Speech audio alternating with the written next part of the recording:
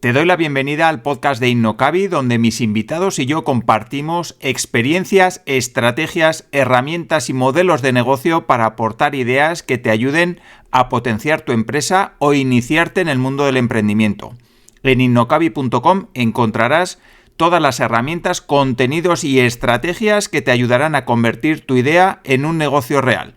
Te propongo un camino apasionante para lanzarte que puede empezar con uno de mis libros, con el curso online de Lean Startup o uniéndote al Club de los Ágiles, una mentoría grupal para mentes inquietas, para personas que están dispuestas a invertir en su proyecto y convertirlo en un negocio real. En innocabi.com encontrarás toda la información. Te espero dentro.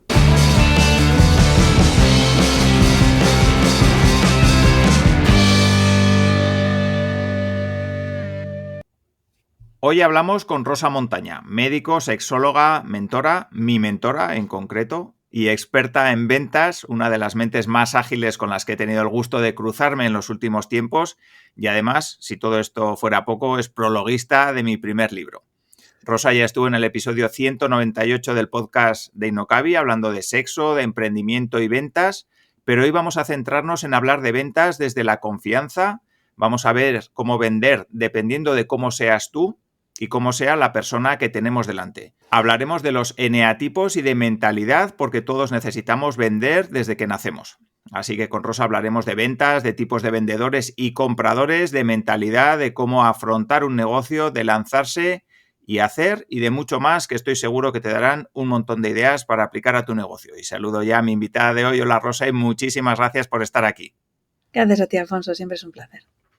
Muy bien, si te parece, Rosa, ya he remitido a las personas que no te conocen para que escuchen esa primera entrevista donde te presentaste más largo y tendido, pero si quieres darnos una pincelada breve de quién eres y luego ya entramos a toda esa parte de ventas tan chula.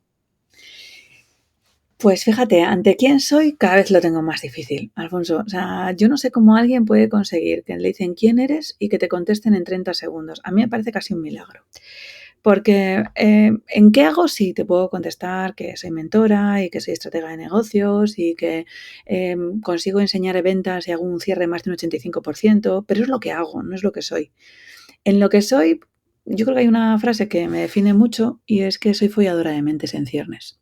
Y esa sí que me gusta. O sea, me gusta llevar a la gente al límite. Y al límite, tanto en lo emocional, en lo profesional, en lo personal, en la pareja, ver ese precipicio y que de repente se den cuenta de que pueden conseguir saltar.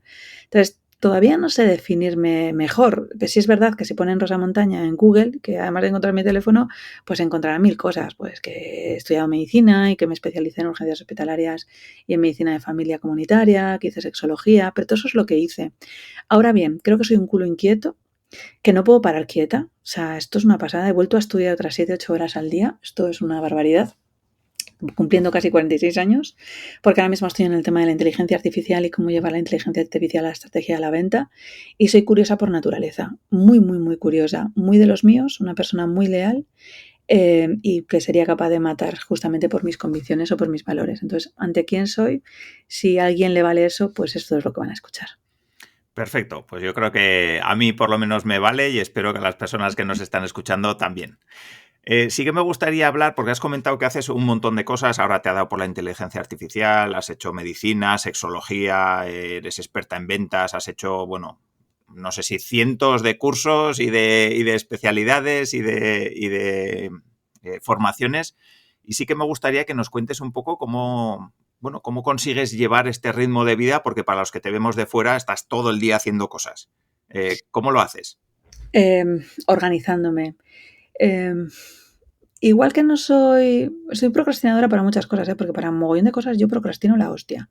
Pero cuando digo en mi agenda que hay que cumplir algo, me pongo a saco y me pongo esas horas, ¿no? Ahora, por ejemplo, tengo que sacarle una media de mínimo 6 horas a la semana de inteligencia artificial de estudiar, de escuchar, de probar, de hacer cosas. Bueno, pues yo sé, en mi agenda trato de estar en directo en las clases, pero reconozco que con 3 niños, una perra, un marido, 2 empresas, el otro día 4 horas y media, incapaz. Estuve la primera parte, las primeras 2 horas y cuarto, pero al día siguiente ya estaba yo en clase consiguiendo trabajarlo y al día siguiente ya lo tenía todo terminado para hacerlo. Trato de no hacerlo. Si me pongo, por ejemplo, a leer y sé que tengo que leer como 1 hora y media, 2 horas al día, que yo vengo a leer, pues me divido. Entonces, según me levanto, en vez de estar pensando en, yo qué sé, en unicornios por el cielo, pues cuando me despierto un poco, cojo el libro y digo, venga, 30 minutos, me pongo una alarma y ya saco.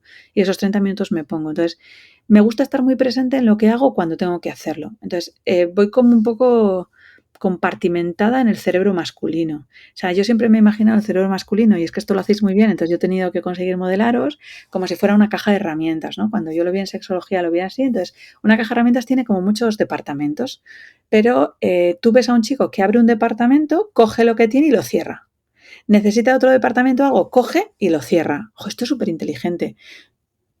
Tú ves una mesa, un despacho de una chica y no suele ser así. Es todo tirado. O sea, porque de repente y algo dirán las chicas, tía, me nos llamas desorganizada. No, no, que yo soy chica, pero es que podemos conseguir estar al mismo tiempo consiguiendo hacer algo de la lavadora, mandando un informe, consiguiendo hacer una llamada de ventas, viendo los mocos de los niños y esto, que parece que es más productivo, no lo es muchísimo menos productivo.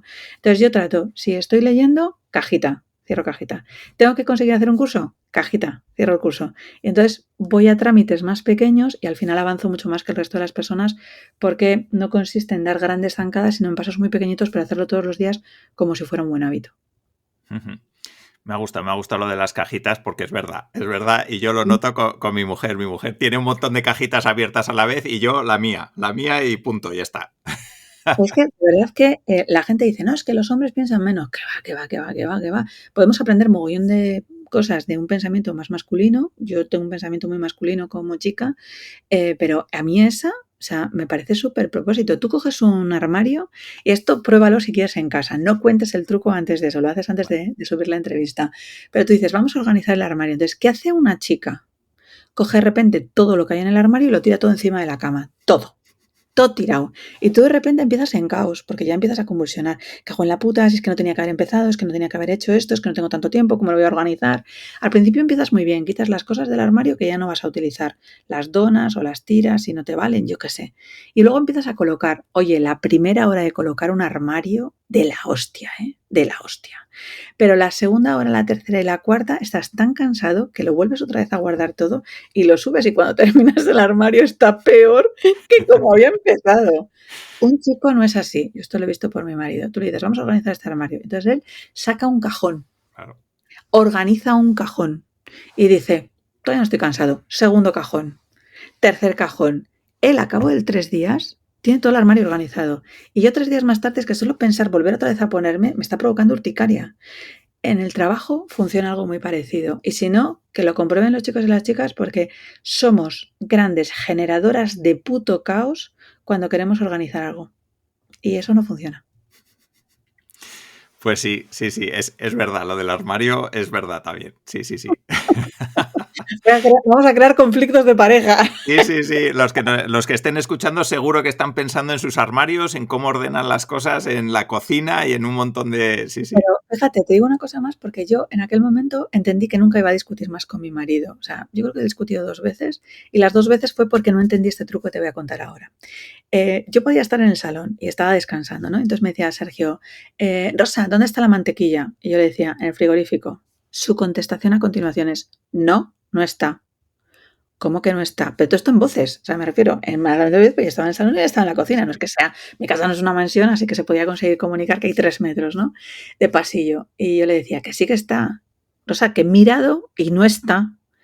En su cerebro y en su razón él tenía razón, pero es que en la mía también. Entonces, esto a las chicas nos molesta un mogollón de mal, pero se entiende por lo que te estaba contando antes. Yo iba al frigorífico y decía, mira, la mantequilla. Y tenía los santos huevos de decirme, pues antes no estaba.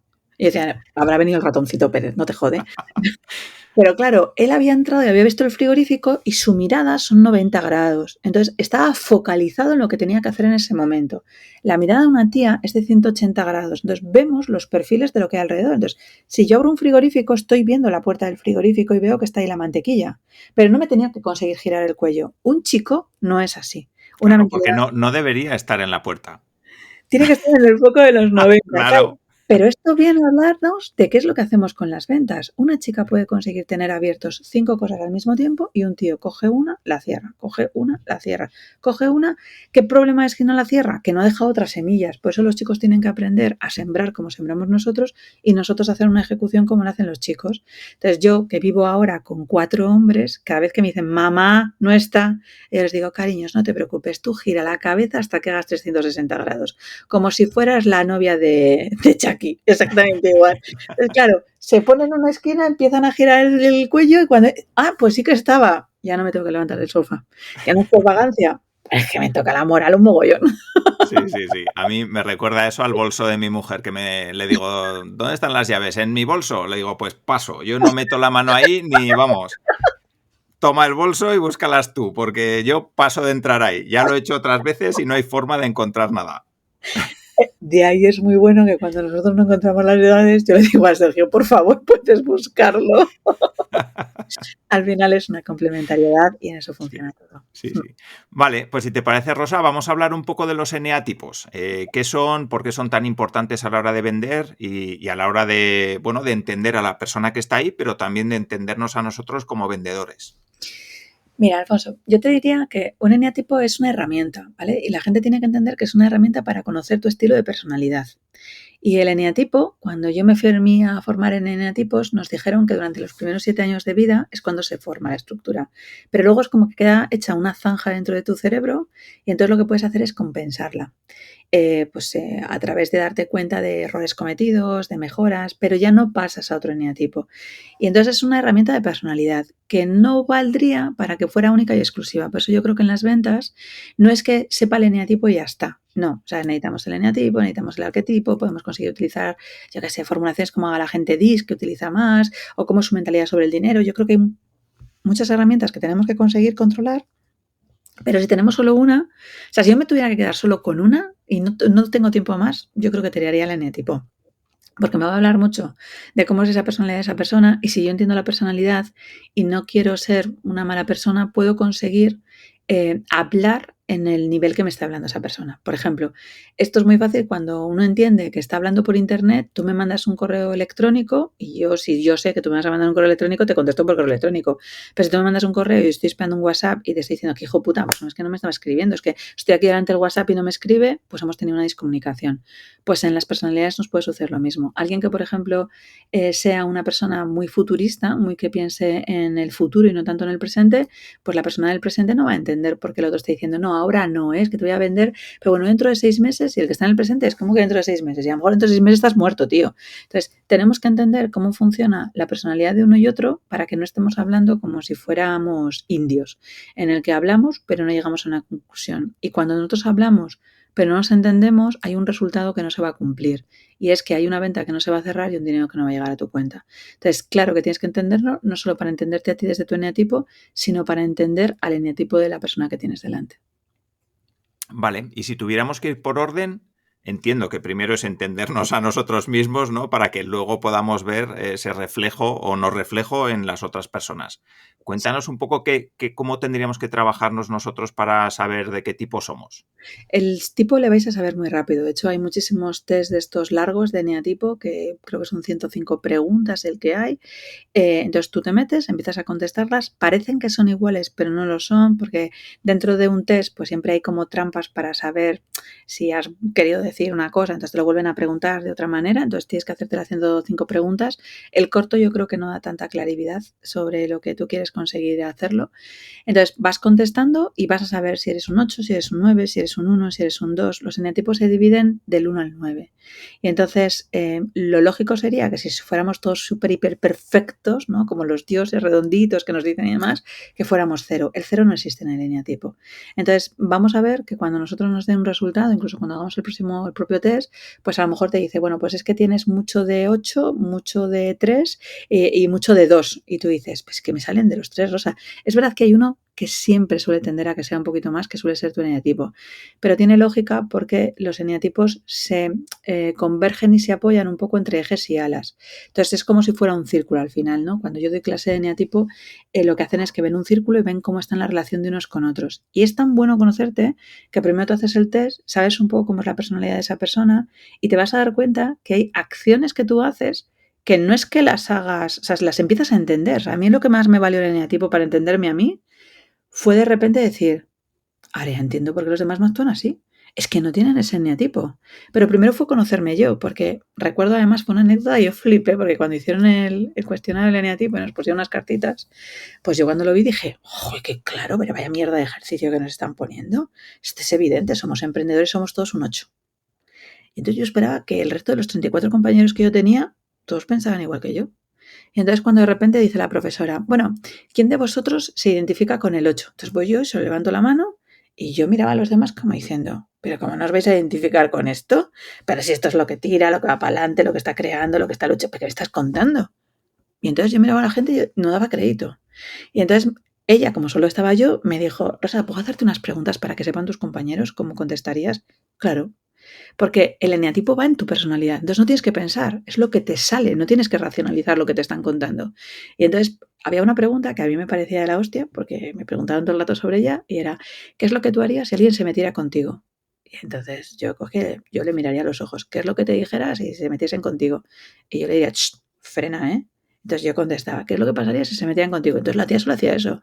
Cogería y le diría, mira, te estás ganando 2 hostias. ¿Qué es lo que pasaría cuando te metían contigo? Mira, pues que yo soy capaz de arrancarle la cabeza. O sea, no sé, mi irascibilidad iba subiendo, ¿vale? Y entonces yo pensé, pues todo el mundo tiene que actuar igual. Entonces se lo preguntan a mi compañera al lado, que es un 9, y de repente le dicen, ¿qué es lo que harías si alguien se metiera contigo? Yo bajaría la cabeza. Y yo la miraba y yo le diciendo, ¿pero cómo se van a meter contigo, tío, y vas a bajar la cabeza? ¿Qué me estás contando? No, pues yo me saldría de la habitación. No, pues yo sería capaz de dejar el alquiler del piso. No, pues yo me iría a otra ciudad. No, pues yo me cambiaría de país. Porque las respuestas no podían ser unas. Y yo le decía, vaya putada, tía, estás todo el rato escondiéndote. Ella lo que estaba sintiendo era un aplauso por no tener conflicto. Pero es que yo sentía que en el conflicto no es que me quiera meter, pero si alguien provoca un conflicto, tengo que remangarme. Bueno, conocer eso me provocó que había gente que cuando yo mi 8 no le tengo buen trabajado, pues depende de cómo yo diga ciertas cosas, puedo provocar miedo en la persona. Yo ya lo sé, entonces si quiero provocar miedo, pues es consciente por hija puta. Pero como lo sé, trato de cuidar mucho mis palabras y de medirlas para que mi personalidad no pueda ser tan arrolladora con la otra persona. Y entonces esto nos influye mucho y por eso tenemos que conocer el eneatipo ya no solo por cómo vayamos a vender, sino porque una venta al final no deja de ser confianza y un vínculo de acción que estás haciendo con otra persona. Si tú no cuidas el vínculo que tienes con esa persona, pues a lo mejor hoy decide no ser tu cliente, pues que a lo mejor dentro de 3 años vuelves a sacar algo que sí que le puede conseguir interesar o que puedes hacer una conexión para poderle en contacto con otra persona. No sé, pueden pasar muchas cosas. Entonces, a mí, por ejemplo, me valió para decir, bueno, pues si alguien de repente se va de mi lado, no es que me esté diciendo que no a mí, es el momento, es el proyecto, tienes que trabajarte. Y entonces, bueno, pues así no trabajas las partes heridas y sabes quién se trabaja el presente, quién vive el perfeccionismo con algo que es sumamente crítico o cómo se dedica el otro a cuidar a las personas. Yo recuerdo que salí de esa clase, le mandé una foto a mi chico y le dije, es que soy esto. Y me dijo, claro, y él me contestó, claro, es evidente. Y yo le dije, hostia, ¿cómo podía ser tan evidente para el resto de la gente y no para mí? Y de hecho, aprendí tanto que aprendí que mis mejores amigas y la madrina de mis hijos son 2 de Enneagrama. Y entonces son grandes cuidadoras y tiene sentido porque yo soy un líder que necesita ser cuidado. Y entonces a mí hay muchas veces que voy al eje al que me gusta cuidar a los demás, pero yo me rodeo de mucha gente que me cuida a mí. Y entonces su máxima es cuidarme. Claro, eso me provoca a mí mucho agobio, ¿no? Porque si un 2 se dedica mucho a cuidar al otro y son grandes cuidadores, pues llega un momento en el que para alguien que siempre da todo dices tú, es que no te puedo compensar por todo lo que estás haciendo por mí, ¿no? Entonces generas otro tipo de relaciones, entonces primero conócete tú y luego te vas a dar cuenta cómo se utiliza para parejas. Y esto es una maravilla, porque incluso puedes saber con quién yo me echaría un polvo, pero no con quién sería mi pareja en mi vida, solo conociendo su eneatipo, ¿eh? Y tú dices, ¿y eso qué es? Tiempo ahorrado. O sea, ¿por qué voy a relacionarme yo con un 3 durante 6 meses si sé que nuestra relación nunca va a llegar a más? Pero puedo ser gran amante de él, pero nunca sería mi pareja. Entonces, bueno, se puede ser pareja de un buen 5. De un 5 sí que soy buena pareja y por eso llevo 27 años. Pero no sería, nunca podría ser, ni puedo ser buena mentora de un 1, ya lo tengo confirmado, ni puedo ser pareja de un 1. Entonces, la gente que es así tan exquisita, tan perfeccionista y demás y tal, no suele conseguir coincidir. Entonces, conócete primero tú, conoce tu alrededor y luego puedes dedicarlo a las ventas o a lo que quieras. Vale. Si te parece, Rosa, vamos a comentar un poco cuál es, digamos, ya sé que esto es extensísimo y que puede dar para un montón de cosas, pero por lo menos comentar qué es cada uno de esos 9 eneatipos. Y luego también otro punto importante que a mí me gustó mucho de tu sesión, porque tú me calaste enseguida, que yo era, vamos, yo hice el test y dije, por Dios, que no sea el que duda, me cago en la mar. Y justo. Un buen 6. Sí, pero lo bueno es que, como tú dijiste, no es que haya un eneatipo mejor ni uno peor, sino que todos tienen cosas buenas y todos tienen cosas malas, ¿no? La gracia es conocerse y saber cómo trabajar las que... Porque tú, Eso por es. ejemplo, puedes conseguir utilizar, por ejemplo, tu 6 y ahora vemos si quieres, pero en esa parte de duda, cuando tú presentas un proyecto, ya has visto todos los en contras. Entonces tú, por ejemplo, que estás ayudando a gente a que consigan hacer una estructura más ágil de su línea startup y conseguir hacer un producto mínimo viable, en tu gran duda, tú has pensado todos los inconvenientes que puede provocar. Entonces, eso puede ser una gran fortaleza por tu parte. La gente va a sentirse mucho más segura. Entonces, cuando tú vendes a una persona racional, esa persona, tú ya le has contado las preguntas que tú te has hecho, las extras que te ha dado, las respuestas que tiene. Entonces, puede no pillarte en bragas, ¿vale? Entonces, no hay ninguno que sea mejor que otro. A veces solemos enamorarnos de algún eneatipo que no es nuestro, ¿no? A mí me encantaría nunca entrar en conflicto. Yo, los 9 me parece que viven de la hostia. Pues no entran nunca en conflicto, entonces no van a tener llantos, no van a tener discusiones, no van a tener heridas, y van bien con todo el mundo. Hostia, qué sano, ¿no? O sea, pero claro, luego se quedan a medias de muchas cosas, porque nunca proponen muchas cosas, pero nunca las terminan, ¿no? No tienen una inteligencia más ejecutiva. Entonces, esto es como cuando tienes el pelo rizado y tú le dices, ay, si le tuviera liso, ¿no? Y el que tiene liso, ay, si tuviera un rizo, ¿no? Pues exactamente igual. Aquí la jugada es ver quién eres tú y compensar lo que te falte o conseguir rodearte de gente que te pueda compensar de esa manera, o en esa jugada que luego el eneagrama puede estar de un 1 a un 10, que le tengas en tu máxima esencia. Entonces sea florido en un 10 y no que le tengas a hijo puta total de un 1 en el que te estás machacando, te estás quedando solo, o sea, eso yo creo que va a esa diferencia. Así que nadie se asuste porque de repente diga, pero por lo menos dice, pues es que yo eso sí que lo hago, ¿no? Y vamos, si quieres, con ellos. La gente empieza hablando desde el 1, pero yo siempre empecé hablando desde el 8 y yo te lo voy a contar desde el 8, quizás porque es esencia, ¿vale? Hay 3, bueno, los eneatipos primero tienen que saber que son 9 y que se dividen en triadas, ¿vale? Entonces, hay 3 tipos de triadas. Una triada es el 8, el 9 y el 1, que hablan mucho desde el presente. El 2, el 3 y el 4, que se posicionan desde el pasado. El 5, el 6 y el 7, que hablan siempre en características de futuro. Esa es una de las primeras triadas. Pero luego hay otra triada que es muy triangular y perfecta, que hacen 3, 9 y 6. Y entonces, quien es un 6, pues tú notarás que en muchas ocasiones, en determinadas cosas, eres un tío muy competitivo porque te sale tu eje 3. Y en otras cosas eres un gran mediador en conflictos y entonces a lo mejor tienes amigos en los que de repente te piden una opinión a ti para poder conseguir ser el equilibrador, ¿no? El más objetivo. Entonces tienes una triada triangular que, por ejemplo, el 3, el 6 y el 9 se manejan de esa manera. Es verdad que los otros no tienen un triángulo perfecto, pero se relacionan también con otros números, ¿no? Pues yo como 8, bueno, 8 me relaciono muy bien con el 2 y con el 5, ¿no? Entonces cada uno tenemos unos ejes que son más hechos, pues el 7 se relaciona con el 1 y con el 4, ¿no? Pues van un poco en una línea distinta. Entonces, pensando que vamos a empajar primero con los del presente, el 8 es el gran líder, ¿no? Son personas muy cabezotas, bastante perseverantes, que cuando se les mete algo en la cabeza, sí o sí tiran. Entonces suelen ser gente que arranca en una primera instancia, ¿no? O sea, por ejemplo, un ejemplo muy típico es que tú tienes en un grupo y dices, ¿qué hacemos? Y entonces alguien pregunta qué hacemos y miran al 8. Y entonces te están esperando que tú des tu respuesta, ¿no? O sea, es como para poder hacerlo.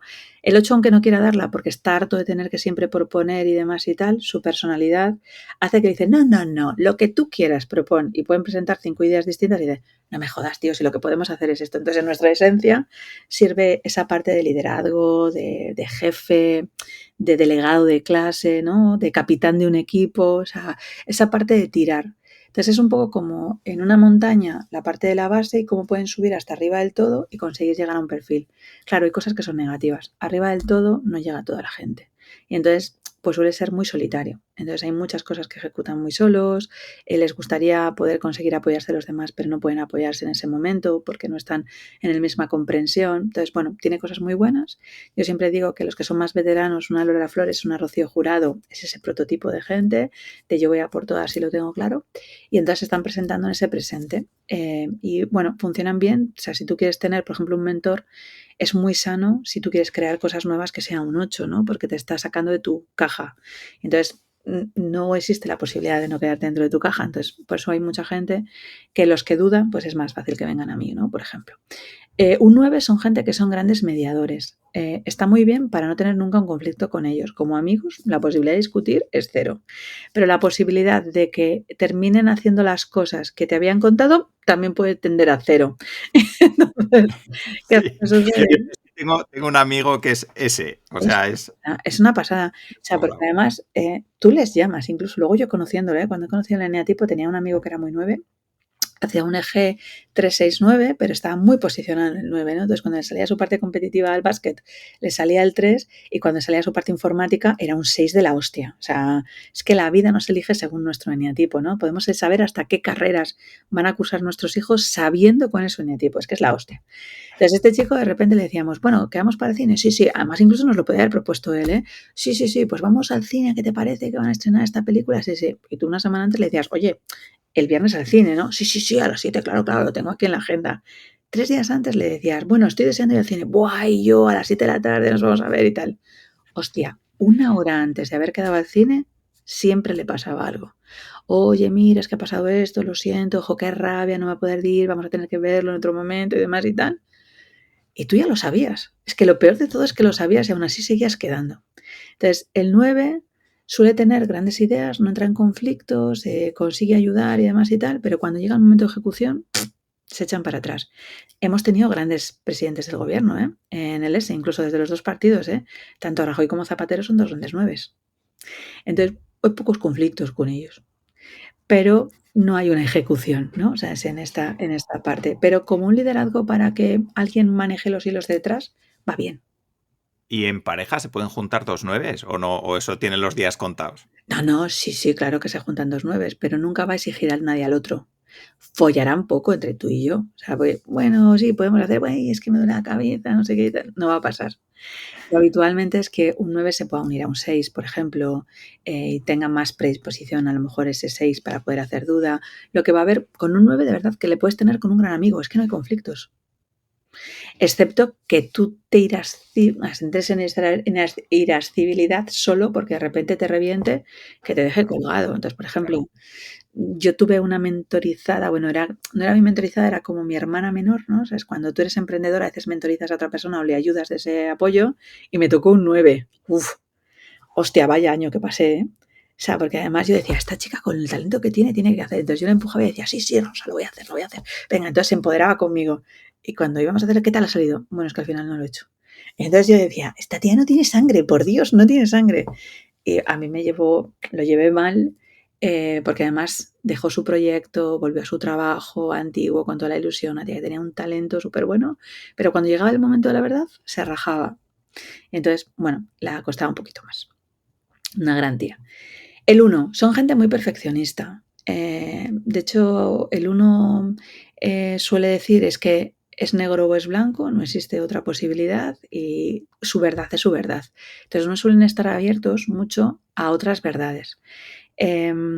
Cuando les tardas mucho en hacer amistad, por ejemplo, con ellos, pero cuando eres un amigo eres para siempre, eso sí, que no se la juegues, porque entonces te ha puesto una cruz, se terminó y da igual que tú pidas perdón, disculpas o lo que seas, eso no va a volver a pasar. Pero son gente que, por ejemplo, a la hora de entregar su trabajo y demás, hostia, es que te lo van a entregar milimétricamente. Entonces, si alguien te dice, por ejemplo, un médico que sea un 1, antes de haberte dicho a ti nada, está súper hiper seguro que eso ha pasado, porque iría parte de su vergüenza el que pudiera conseguir cometer un fallo. Entonces, tardan mucho en ejecutar, mucho, entonces puede ser que te digan, jo, esa idea la tuve yo hace 3 años, ¿eh?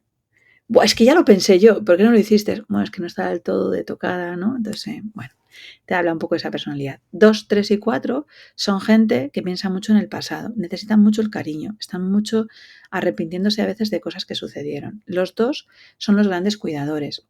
no priorizan nada en sí mismos, como lo que necesitan es una parte de cariño, lo que hacen es dar a los demás, pero no suelen pedir.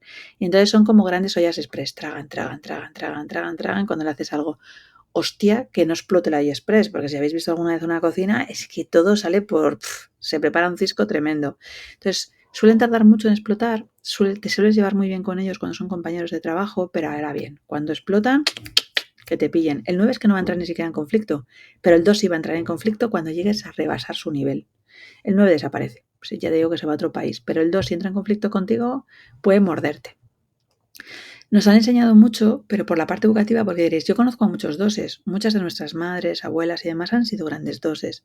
¿Por qué? Porque las enseñaban desde pequeñitas cómo tenían que cuidar, sobre todo si eran los números uno, si tenían a alguien a cuidado, niños más pequeños. Entonces, claro, durante los primeros 7 años se hicieron grandes cuidadoras y lo han mantenido durante toda su vida. Y pueden ejercer carreras y poder conseguir ser catedráticas, pero desde el cuidado. De hecho, yo me hace mucha gracia porque la Mariana de mis hijos son grandes y es catedrática en la universidad. Y yo cuando le digo, ¿a cuántos ha suspendido? No le suspendo yo, ¿no? Siempre me dice, no le suspendo yo, es que el examen estaba suspenso. Le digo, vale, ¿pero a cuántos? Dice, pues tenía un 4,7, pero es que iba a saber más que un 4,7, pues le he puesto un 5. Eso es muy de cuidadora. Que hay Oye, una parte que es muy y buena. una cosa, Rosa, ¿el eneatipo es algo con lo que naces o una misma persona? Bueno, no sé si eso se puede saber, no sé si una misma persona podría ser, dependiendo si nace en un entorno concreto, diferente a si nace en otro entorno concreto. Depende de lo que te vayan educando durante los primeros 7 años de tu vida. Por eso te digo que hasta los 7 años de nuestra vida, mucho cuidado con lo que le metemos a nuestros hijos en la cabeza. Por eso es tan importante incluso nosotros conocernos para que si tenemos hijos no se la jodamos. Vale. Entonces, va desde ahí. Un 3 es un competitivo, un Cristiano Ronaldo. O sea, es gente que necesita ese aplauso en su propia autoestima y lo consiguen desde logros en competición con algo mismo. De hecho, el 3 no compite contra los demás, que un 8 sí que compite contra los demás. El 3 compite contra sí mismo y nunca es suficiente. Y entonces de repente tengo 5 balones de oro, pero el sexto, consigo estar hasta los 38, pero tengo 41, ¿no? Entonces siempre estoy buscando un límite más desde donde yo puedo llegar. Entonces, ¿qué es lo que sucede? Que disfruta un poco las victorias. Y entonces un 3, como nunca es suficiente, pues va a descubrir muchas cosas, va a conseguir muchas metas, va a tener muchas opciones, pero nunca va a ser suficiente. Entonces hay una parte de él que se va a quedar como vacía, porque tiene que conseguir trabajarse más. Entonces, bueno, cuando tú lo sabes, puedes conseguir decir, vale, pues mira, me pongo una meta. Si consigo esto, se terminó, voy a otro lado, porque siempre puedes conseguir algo más. Claro, tú imagínate en un vendedor que tenga mucho de 3. He facturado 1.000.000 de euros. Bueno, y si fueran 2, joder, vaya mierda, ves que hay gente que ha hecho un 3, un 10, ¿no? Entonces siempre estás un poco en la exigencia de no celebrar mucho lo que tienes y te olvidas mucho desde dónde vienes, porque estás buscando ese aplauso público. Entonces el aplauso es mucho más externo que mucho más interno. Entonces aquí, por ejemplo, tienen que regular que el aplauso tiene que ser trabajarse hacia adentro. Sí, el otro día escuché una entrevista a Jorge Lorenzo, que ha sido campeón del mundo de motociclismo varias veces, no sé si 5 o no sé cuántas, y decía eso, que cuando estaba en competición era tan competitivo que durante los años que estuvo no disfrutó. O sea, está disfrutando ahora de todo lo que hizo antes, por eso precisamente, porque era tan competitivo y tan extremo todo lo que... o sea, se lo tomaba todo tan en serio y entrenaba tanto y se esforzaba tanto que realmente se mira para atrás y no disfrutó de aquellos años. Fíjate, Mucho. cada uno puede conseguir, ¿eh? O sea, yo veo, por ejemplo, a un Nadal y veo a un Nadal que es un 1. No he hablado nunca con él, ¿eh? O sea, he leído muchas cosas sobre él y he leído a su tío hablar sobre él en la biografía que escribió y demás y tal, y a mí me parece un enegrama muy uno. Tendría que conseguir hablar con él. Porque además, esa parte de obsesión, de perfeccionismo, de TOC, ¿no? De esa personalidad más obsesiva, compulsiva, él tiene muchas características. Pero, por ejemplo, Carlitos Alcaraz, gente que conozca el tenis, a mí me parece muy 3. Tampoco he hablado con él, pero solo por cómo contesta. Y van a ser dos opciones que van a llegar los dos súper alto, pero en dos formatos totalmente distintos. De hecho, desde ese presente del 1, el otro día me hacía gracia porque se despedía de Madrid en el Open, diciéndoles que este era el último, pero está pensando en ahora, no está consiguiendo decidir qué es lo que va a pasar dentro de 10 años o a qué me voy a dedicar, o joder todo lo que he conseguido durante mi historia. No, estoy disfrutando el presente y en el ahora. Lo otro lo disfrutó en su momento cuando siguió su presente. Entonces, cuando consiguió de repente un Wimbledon o consiguió estar un Roland Garros, lo disfrutó en ese momento. Pero cuando tú estás en un 3, lo que puede suceder es que lo consigas, vale, te vale genial el aplauso y 48 horas más tarde de repente dices, ¿cuál es lo siguiente que tengo que superar? ¿No? Entonces, no estás en ese disfrute. Entonces, eso te provoca mucha impotencia. Por ejemplo, de la biografía que yo me he estado leyendo y que me gusta mucho Kobe Bryant, Kobe era muy 3, muy 3. Y de hecho, en ese 3, que hay mucha sombra luego de un gran líder, un 8, ¿sabes? Kobe Bryant en el equipo que estaba era el líder y lo mostraba primero enseñándose a sí mismo. Entonces podía conseguir hacerse 4.000 tiros un día.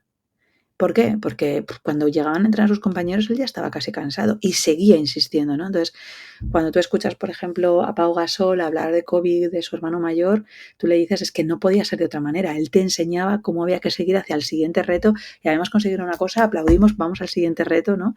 Y esto hace que eso permita mentes que ven mucho desde, va, lo que estuvo ya está, vamos a seguir siguiente nivel. Pero no sé si se disfruta exactamente igual. Por eso tienen que equilibrarlo un poco. Sí. Vale, vamos con el 4. El 4 son los creativos. Es un Agatha Ruiz de la Prada, un Mozart, un Beethoven, ¿sabes? Son gente que tú le das un papel, un boli, un pensamiento, además son muy de fluido, son muy de estar en el aire. Entonces, por ejemplo, desde el emprendimiento a los 4 hay que bajarles a tierra, o sea, es que si no, no hacen nada. Además pueden tener algo todo hecho y depende de decir, ay, pero lo voy a cambiar todo porque me ha dado el universo y me ha dado a pensar que tiene que ser otra cosa distinta. Yo, por ejemplo, cuando he estado mentorizando en Etipos 4, yo casi cruzaba los dedos, le pedía al universo así en vez de yo le decía, le pido al universo que a ti no se te cruce ninguna idea en el último minuto, porque a lo mejor te podían haber dicho que su precio era, yo qué sé, 450 euros y de repente habían tenido una inspiración por el universo y acaban de decidir que era 1,24. Oye, rompíamos todo, esquemas, Canva, todo, o sea, es que era imposible, no conseguían porque es que el universo les había dicho eso. O a lo mejor estaban en 333 y de repente, pues es que le habían dicho que eran 4 y se pasaba a 444. ¿Por qué? Es que el universo me ha dicho que es el 4, ¿no? O sea, esa parte fluida de representar, son gente que necesita mucho el apoyo de los demás y entonces se quieren poco, te están buscando todo el rato la apreciación pero desde el cariño, no desde la competición. Entonces son gente que se entrega mucho, mucho, mucho, mucho en su parte creativa y su forma de potenciar la creatividad es desde el cariño. Entonces tú, por ejemplo, a un 4, si le juzgas mal, por ejemplo, su trabajo, le anulas totalmente y puede dejar de diseñar, de crear y demás. Porque de repente sientes que, mira, hice esto, no gustó, no me quieren, pues dejo de hacer. Entonces hay que saber el pro y el contra bien. 5, 6 y 7 habla mucho desde el futuro. Entonces, los 5, bueno, yo les llamo los super frikis, ¿no? Son gente que son muy inteligentes. Yo estoy casada con un super 5, le llamamos papi Wikipedia, en casa se le llama, porque da igual, un 5 sabe de todo, tío. O sea, es una cosa, o sea, no juegues nunca con él a una de estas de preguntas, de un trivia, algo así, porque pierdes. Porque además es que generan datos, porque cuando saben de algo se obsesionan con ese algo. Son grandes mentores cuando están obsesionados en ese tamaño. O sea, yo qué sé, si se les gustan las hormigas, lo saben todo de las hormigas. Porque cuando de repente ya dejan de interesarles las hormigas, se van a otro tema y entonces aprenden todo de otro tema. Entonces, no suelen tener 5 o 7 temas al mismo tiempo abiertos, ¿no? Tienen un tema, me obsesiono con este tema, se me va el capricho, me voy a otro tema, entonces van recibiendo información de muchas cosas y siempre reciben información. Es un gran Hitchcock.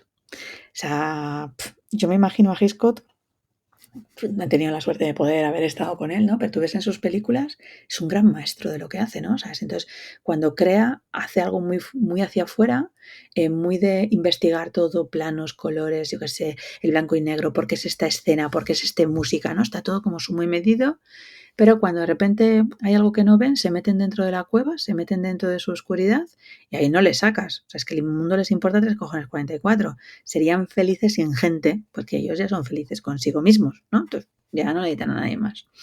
Los seises son gente que son muy dubitativos. De hecho, la profesión suelen ser grandes arquitectos, ingenieros, economistas, ¿no? Hay muchos médicos, los que se dedican sobre todo a la investigación son muy seis, porque son gente que duda de todo. Y eso es muy bueno, porque al dudar tanto de todo, terminan consiguiendo descubrir cosas que otros no van a poder descubrir.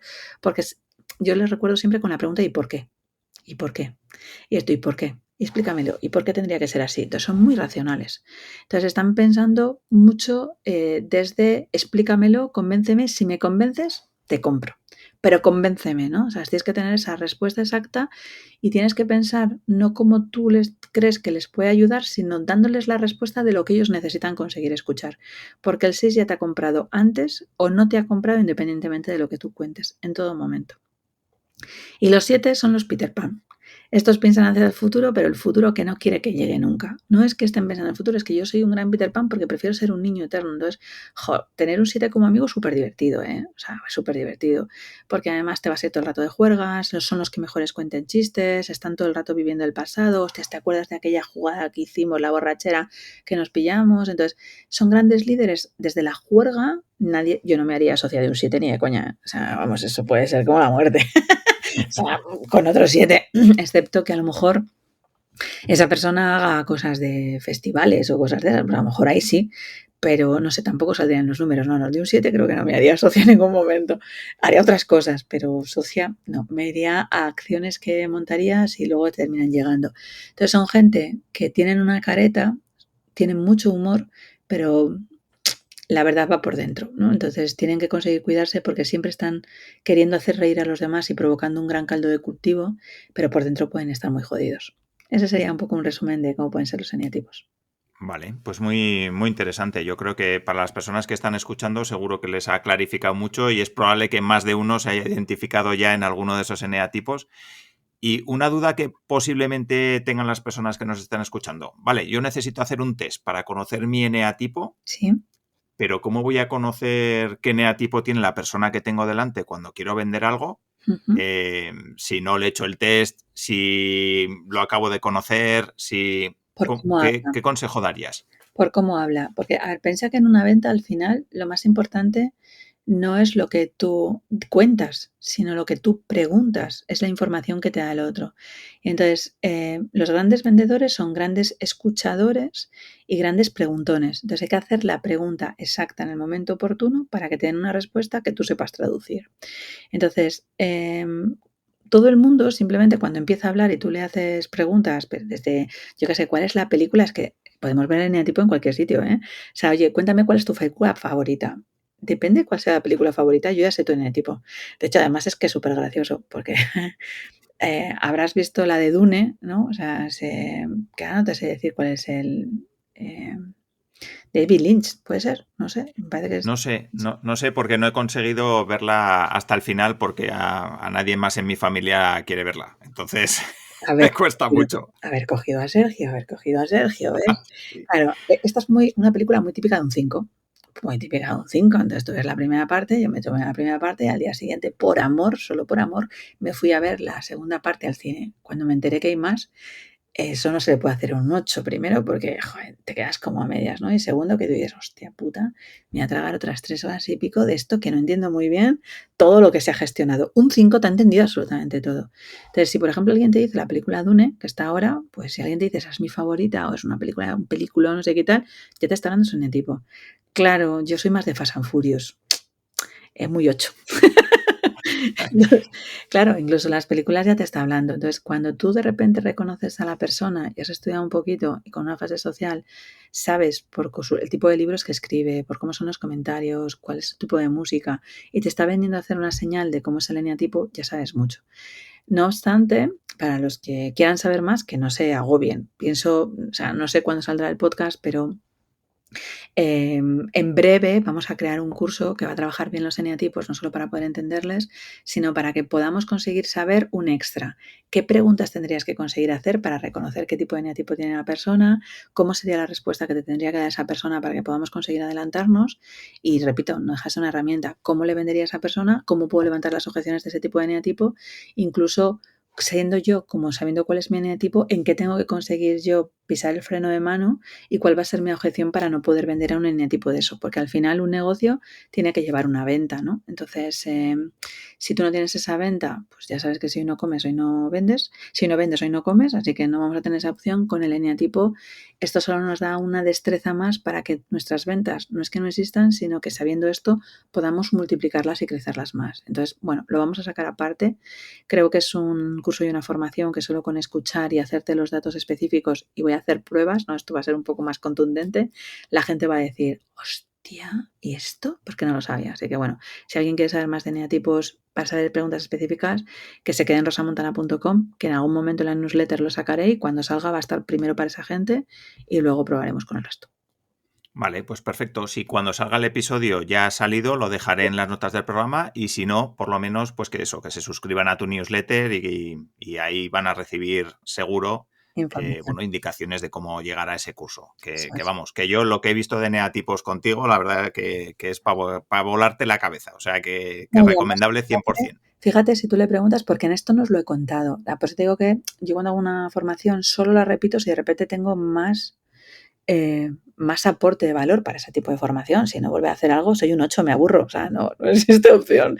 Pero tú imagínate si yo te doy 5 preguntas, que dependiendo de cómo sean esas preguntas, tú vas a saber cómo va a contestar ese eneatipo.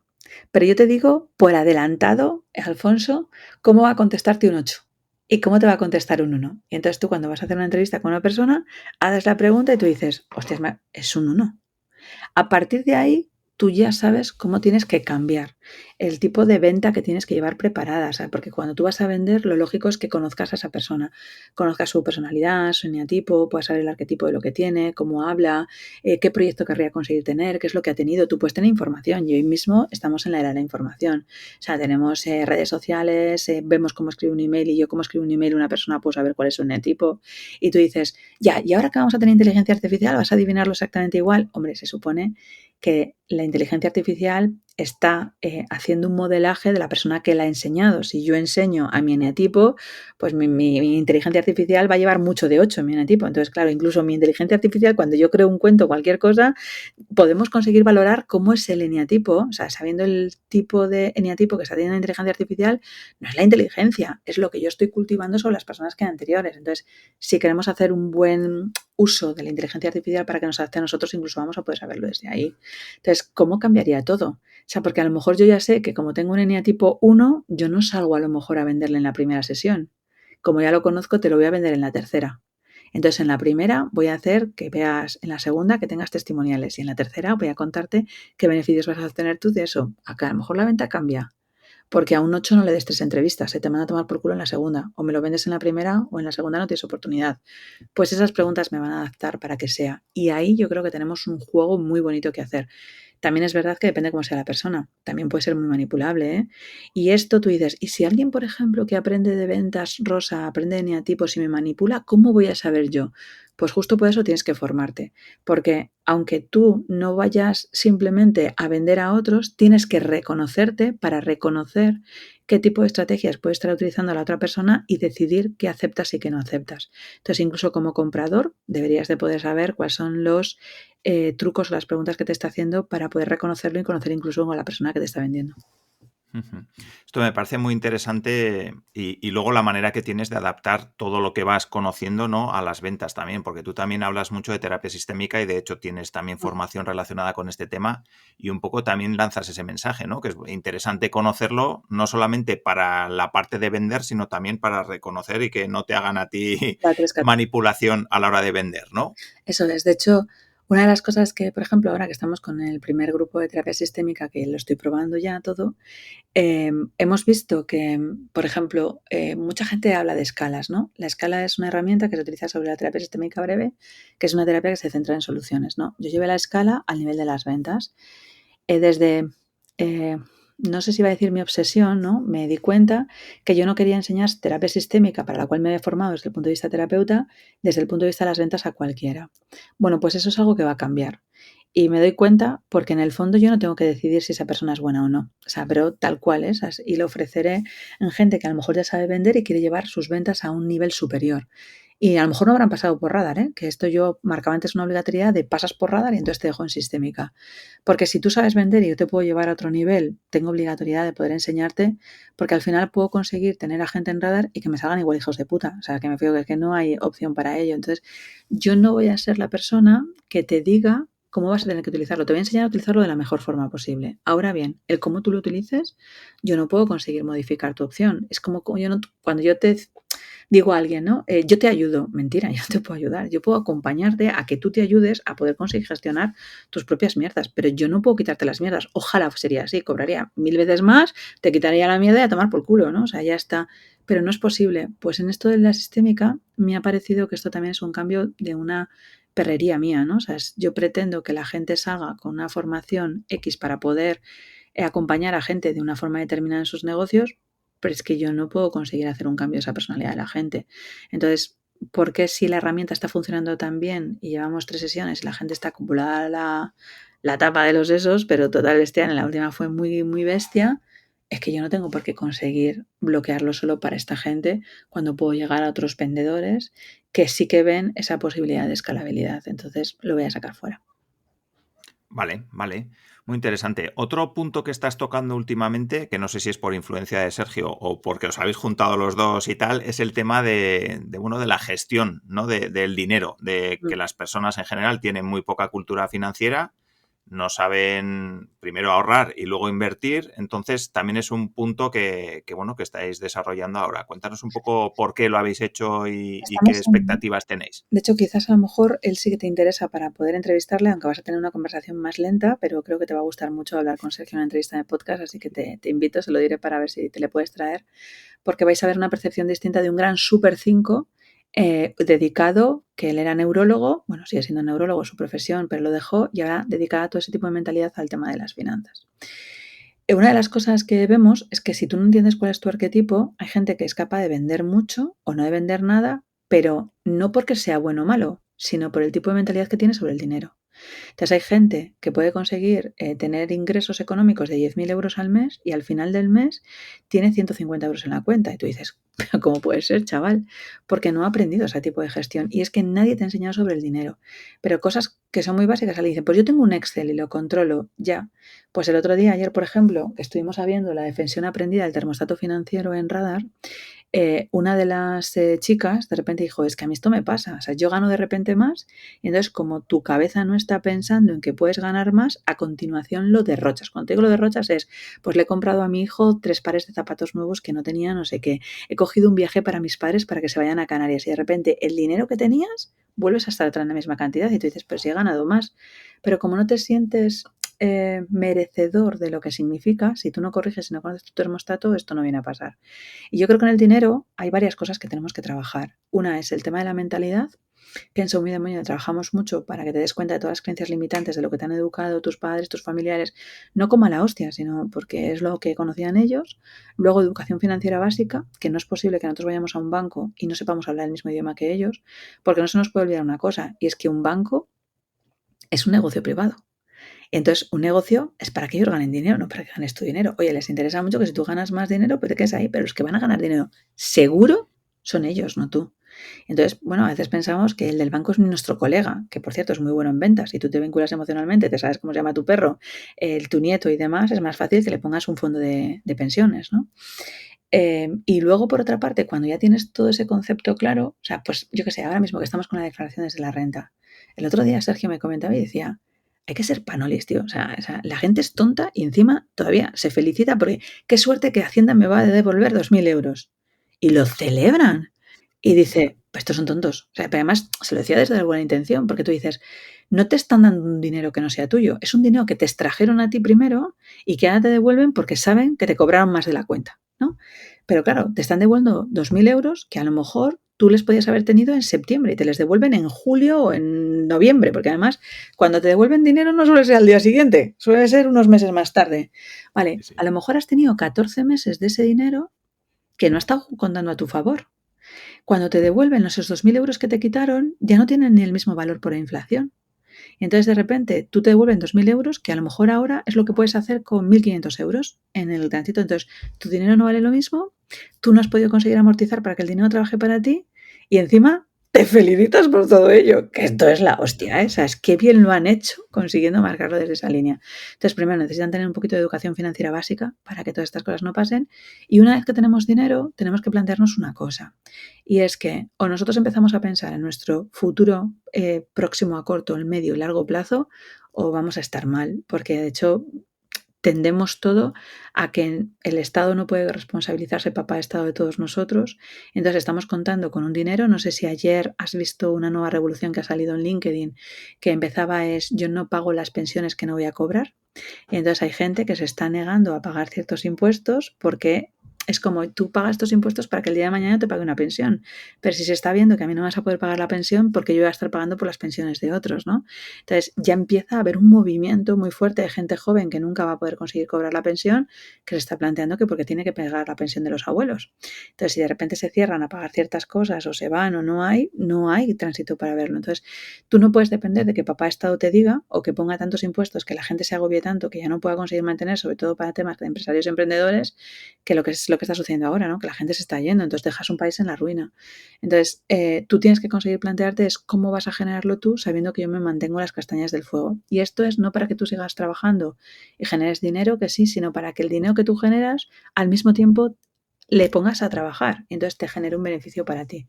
Y entonces ese va a ser el tercer módulo, porque antes metíamos tema de creatividad y temas de ventas, pero cogí una entidad propia tan fuerte que eso es Radar, pero Show Me the Money, bueno, esta vez va a ser avalado por la universidad, ya han pasado casi 200 personas por Show Me the Money. Vamos a dar una enseñanza para que puedan llegar gente desde los 14 años hasta los 99. Si alguien tiene 102 también se le acepta, pero bueno, es por poner una fecha. Pero sí a partir de los 14 años, porque nos parece que nuestros hijos no pueden conseguir tener la educación financiera que nosotros tuvimos. Y como a partir de los 13 años les puedes dar una tarjeta de débito en el que tú puedes conseguir recargar para saber sobre sus gastos y demás, tienen que saber para que nadie les engañe. Porque no puede ser que salgan de una carrera y no sepan lo que es el IRPF, ni si tienen que pagar impuestos de IVA, ni cuánto están pagando por un TAE. No, esto no es posible. Sí, la verdad es que es una pena la poca formación financiera que hay, pero bueno, que al final es lo que interesa también. Cuanto más aborregados estemos y más, Más no sé controlados. si eso es, más controlados todos y más y a callar y ya está, y pagas tus impuestos y tus IVAs y tus Pero es que cosas. esto no puede ser, mira, igual que la inteligencia artificial ha venido para quedarse y quien quiera luchar contra ello, esto es una guerra perdida. El euro digital tiene que estar implantado el 31 de diciembre del 2030. Es decir, que el dinero tal y como le conocemos deja de existir.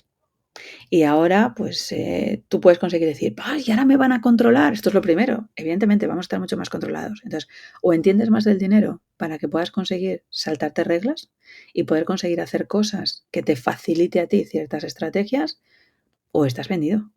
O sea, porque esto la gente dirá, a lo mejor este podcast, fíjate, dentro de 5 años dicen: ya lo dijo Rosa, ¿no? O sea, yo me estoy imaginando un futuro, no siempre todo tan bonito como me gustaría poder conseguir imaginármelo, pero tú imagínate si aparece lo de la huella de CO2, aunque yo sé, haya muchas más cosas que hagan contaminaciones que no se van a romper, te dicen: mira, tú solo puedes conseguir gastarte 10.000 kilómetros en vuelos.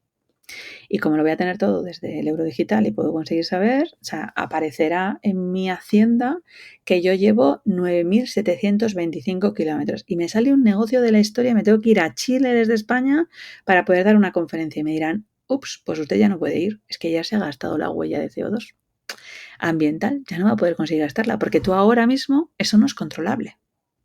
Pero luego todo es controlable. La carne que tengas, el tabaco que tú estás fumando para ver si te mereces oxígeno o no. Entonces, para algunas cosas, pues tendrá un beneficio. Yo siempre pienso que los sexólogos, porque la prostitución ha sido algo que no se ha retirado en la vida, pues cuando tú pagues con dinero digital y antes de consumir, que ya estás pagando, le esté llegando un cartelito a tu chico o a tu chica diciéndoles: ¿dónde dices que estabas? Que me ha llegado una factura de Hacienda.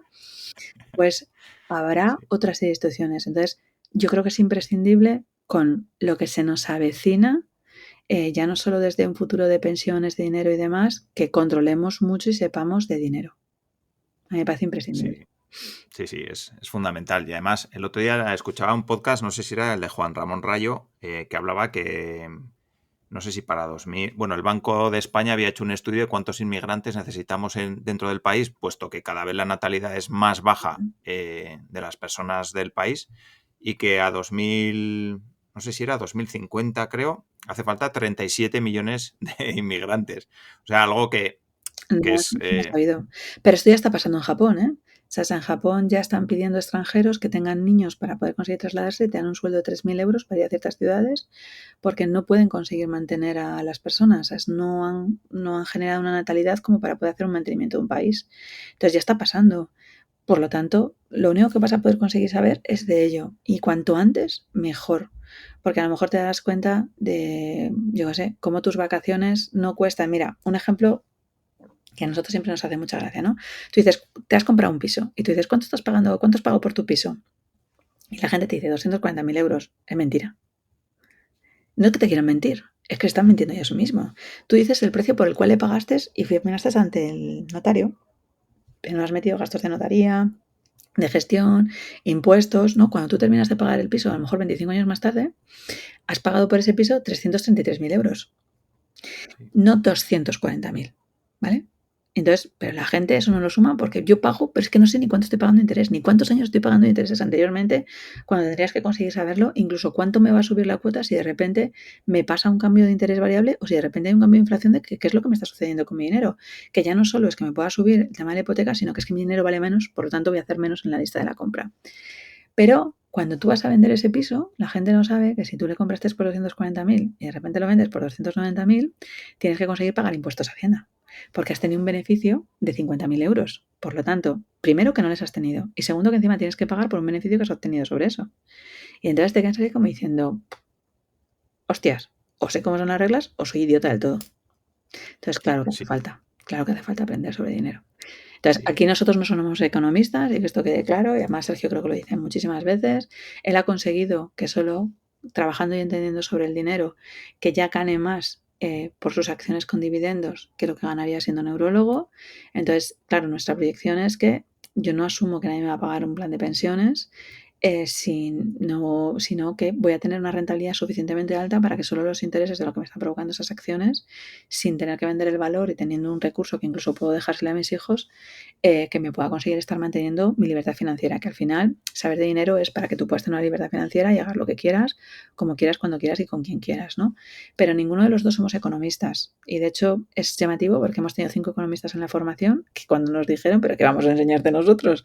Bueno, pues que incluso ni siquiera en la carrera de económicas te enseñan sobre cosas, sobre creencias sobre el dinero, no te enseñan sobre inversiones, te enseñan otra serie de cosas, ¿no? Puedes saber que la educación financiera básica en muchas cosas sí, pero en los otros dos temas no. Y de hecho la gente que ha estado, incluso hemos tenido 2 economistas que repitieron y entonces siguieron a la siguiente edición porque nosotros no repetimos clases, ¿no?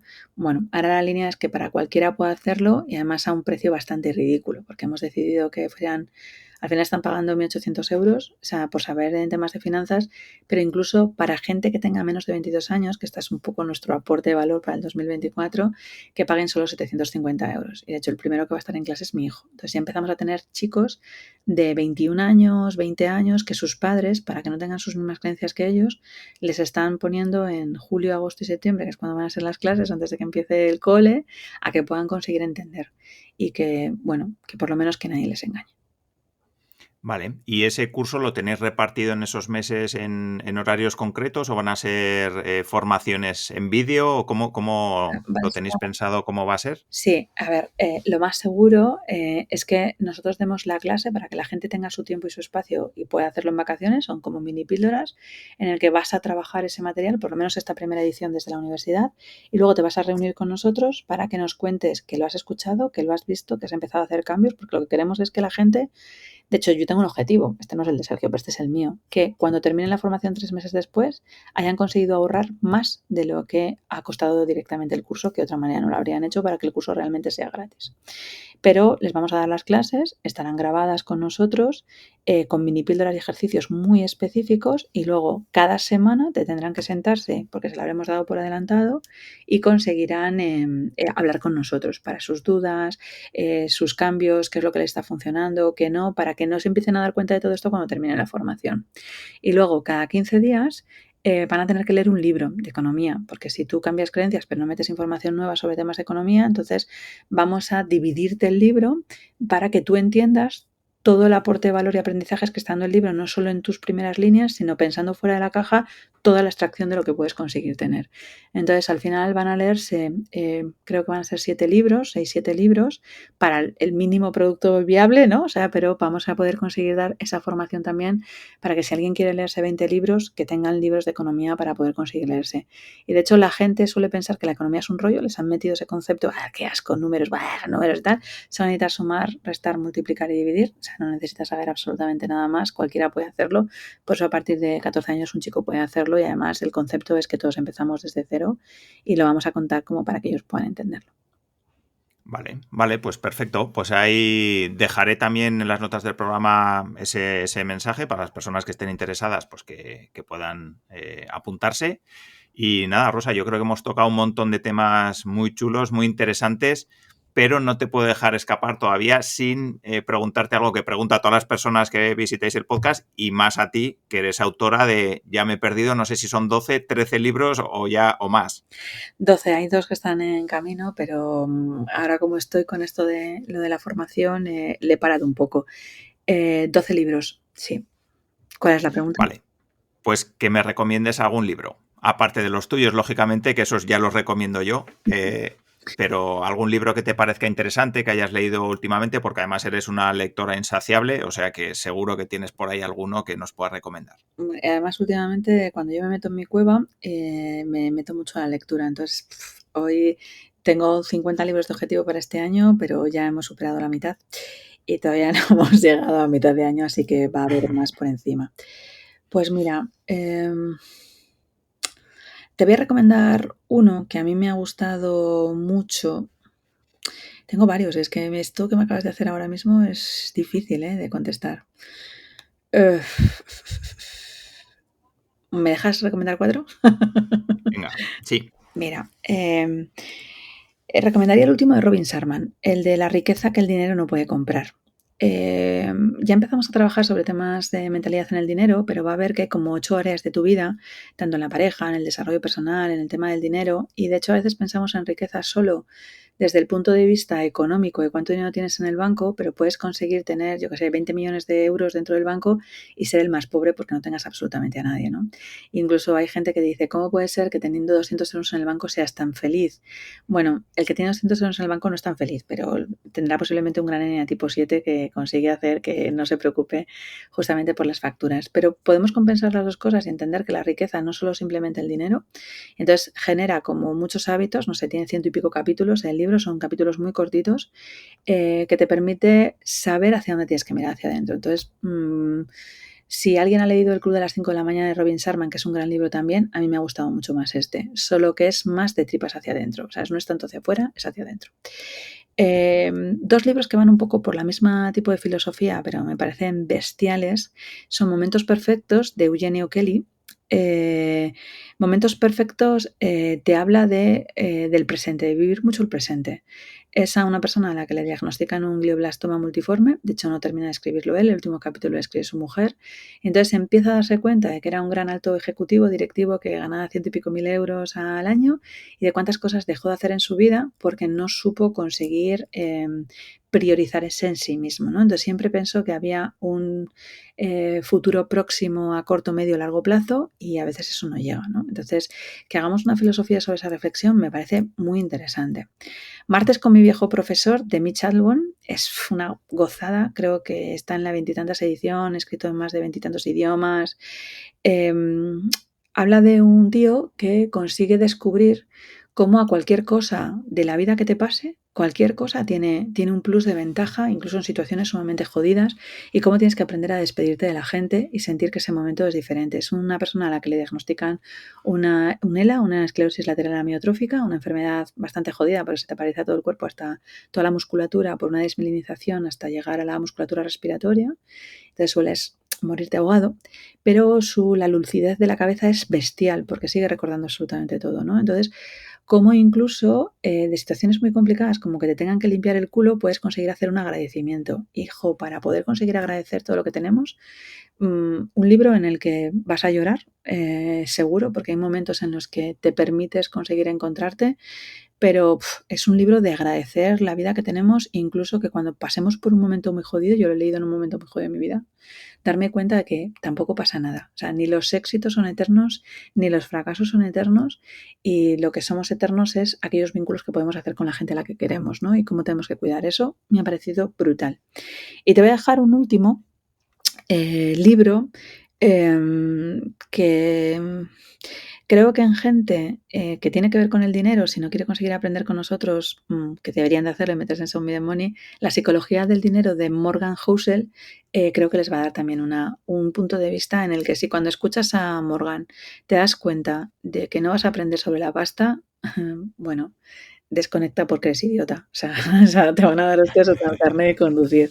Y bueno, yo creo que estos libros podrían ser, ya te digo, este año llevo ya 25, así que podría recomendarte muchos más, pero bueno, estos no están mal para poder arrancar. Vale, perfecto. Pues ahí los dejaré en las notas del programa y ya solo me queda darte las gracias, Rosa, y preguntarte dónde te pueden encontrar y dónde pueden encontrar pues las formaciones que tú haces, los acompañamientos, dónde te pueden encontrar las personas que estén interesadas. Lo más fácil posiblemente sea por email, que se registren en rosamontana.com. La página es verdad que va a cambiar total y absolutamente. Con el tema de la academia ahora queremos hacer un cambio de movimiento. Pero bueno, ahí pueden encontrarme. Si meten en Google mi número de teléfono es súper fácil de localizar. Y luego en las redes sociales en la que más me muevo últimamente es en Instagram y en LinkedIn. Entonces, como en Rosa Montaña. En Instagram, si quieren hablar de negocios, podemos encontrarnos en Rosa Montana H. Y si queremos hablar de sexo y pareja, Rosa-Montana-. Vale, perfecto. Pues ahí aparecerá también en las notas. Y nada, Rosa, solo me queda darte las gracias. He disfrutado un montón hablando contigo, como siempre que hablo contigo. Así que muchísimas gracias. El placer es mutuo, Alfonso. Muchas gracias a ti. Muy bien, y muchas gracias también a las personas que habéis llegado hasta aquí. Espero que hayáis disfrutado, aprendido un montón con Rosa y como siempre nos vemos en el siguiente episodio del podcast de Innocabi. Un saludo.